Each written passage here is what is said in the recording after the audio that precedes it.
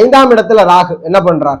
பூர்வீகத்துல இல்ல, நீங்க பூர்வீகத்துல இருக்க மாட்டீங்க, பூர்வீகத்தில இருந்து தொலைவுல தான் அவங்களை அமுச்சு விடும். அது போல குழந்தைகள் லேட் ஆகும், குழந்தைகள் இருந்தாலும் பெண் வாரிசுகளை கொடுக்கும். ரொம்ப இசை பிரியரா, இயல் இசை நாடக பிரியரா, மகிழ்ச்சி பிரியரா இருப்பீர்கள். சிற்றின்பத்தில் அதிகம் நாட்டம் கொண்டவராக இருப்பீர்கள்.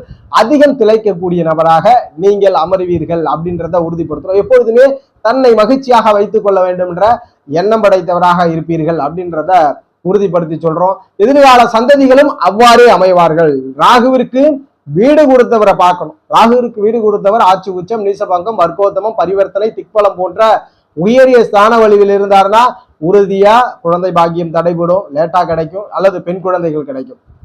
அது போல எக்ஸ்ட்ரா ஆக்டிவிட்டிஸ் அதிகமா இருக்கும், விளையாட்டின் மீது ஆர்வம் அதிகமாக இருக்கும், துணிகரமான செயல்கள் இருக்கும், மனது எப்பொழுதுமே உறுதியாகவும் விசாலமாகவும் வைத்திருக்கக்கூடிய நபரா இருப்பார். வீடு கொடுத்தவர் நீசம், ஜாதகர் பூர்வீகத்துல இருக்கலாம்.